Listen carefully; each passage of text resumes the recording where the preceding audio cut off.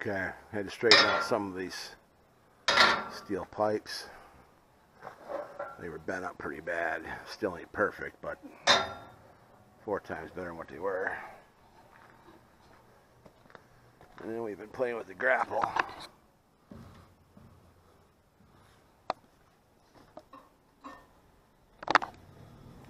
Gotta get rollers adjusted on that. See, that back one don't even roll. Just adjusters are loose. This need to be tightened up and straightened around. Got a new full control for the grapple cylinder. House got the filter guy fixed up. Got some parts in here for stuff. Here's the filter head. Got a welding shop in Buffalo to fix her up. We can't do aluminum welding here at all. It looks like a pretty solid repair. We'll see what happens. Should be good. Guy took the filter apart, but then don't remember how it goes together. It wasn't this guy, some other guy. But we'll figure that out. Some parts for the joystick controls. That's the new ball ends. There's our new color flow for the, or not, it's not a color flow, it's just regular old Parker flow control. Got some lights. And then here's our new U-joints that we got to turn into that. I machine that because then that sticks down in there. A couple set screws hold that on. This goes on there, it's a handle. There's a good one. What kind are these? Warning. They're warning kind. Proto, that's good stuff. Wait till we get a hold of it, we'll wreck it. Okay, we've been working on the grapple. Got all these rollers adjusted so they run on the beam. These top rollers are wore out, so the bottom ones don't touch. If we get enough ambition, we're going to maybe put the bottoms on the tops and the tops on the bottoms so we don't wear the tube frigged up, because that'd be hard to change. It's been changed once by pig weld a long time ago, I guess. It's the oil leak here. That turned into a bigger project than what you'd think. Dry as a bone.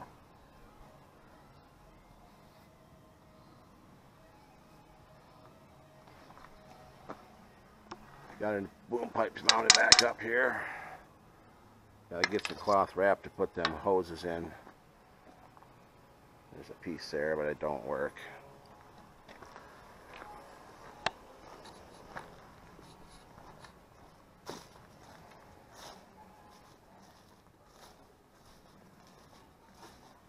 Got this figured out. That's a 20 MB. Or that'd be a female boss. But that's pipe thread for sure. But I got a 20 MB that goes to pipe with JIC, but it screws in there nice and tight. So I think we'll be able to get the right fitting back in there, solve that leak, and I think that will take care of our leaks other than our spool seal leaks.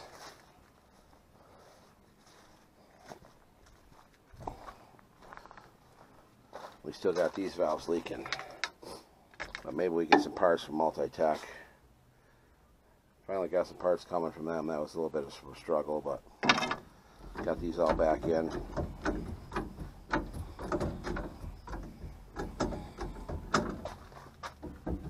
They're gonna work out okay. Look at that thing just leaking there. It's just sitting. Ain't got no pressure on it. Glued in some of the cab insulation that was falling out. Make that look a little bit better. Rigged up a little stupid window here. We got to do a little more work on that.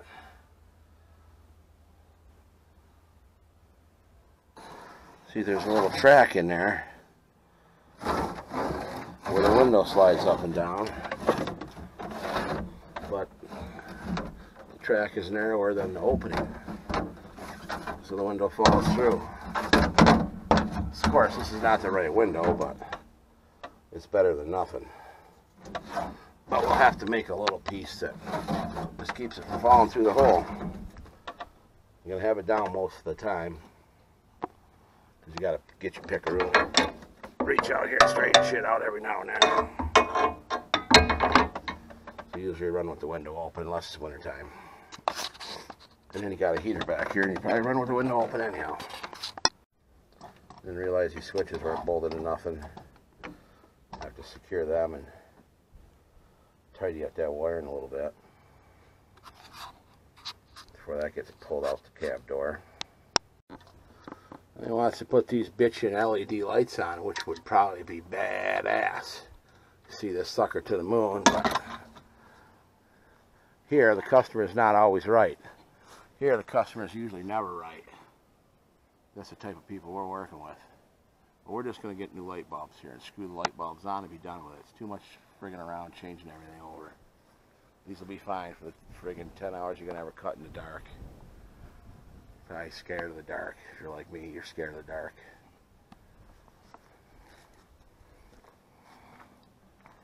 Going to work on the fuel gauge too. If fuel gauge don't work. Oh yeah, here's another great thing.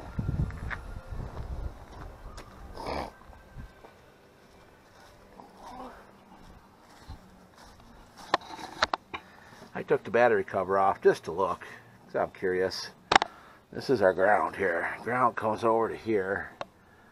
It's bolted to there. And we ground her eventually off over here at the starter, I guess.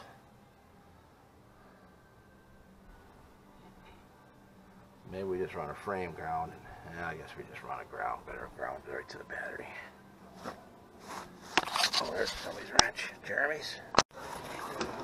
Here's your shopping list. Arbor bearings, rubber bumpers, flow control. Need 7 switches, 3 on-offs, 4 on-off ons, rockers, lighteds. Get some hose wrap. Need something to fix up the dust. We got to fabricate a dust door for the blower. Got to have like a Jeep hood latch or something there. Got to get them bulbs that he wants to change. We're going to do that my way. And there's some John Deere parts. We're going to fix the exhaust on that thing. The exhaust is friggin' hokey. Got like a cherry bomb muffler on it.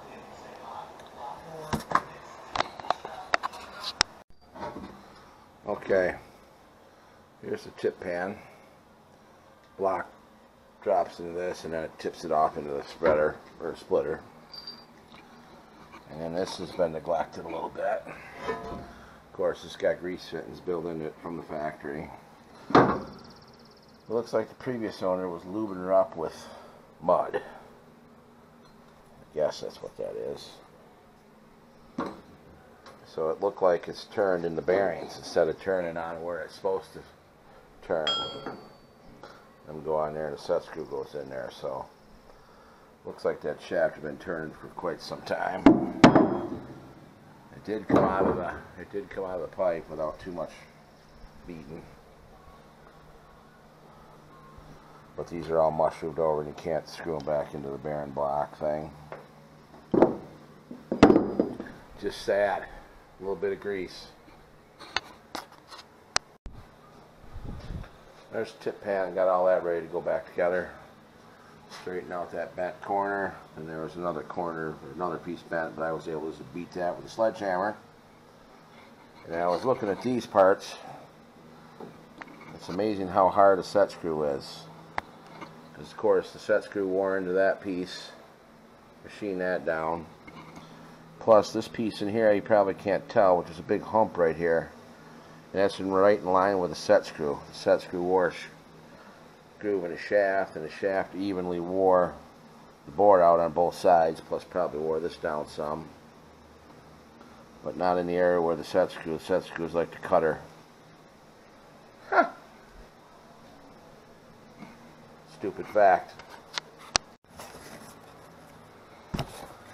Okay, here's our shopping list for this week. Should get us close to being done. Got all our leaks fixed up.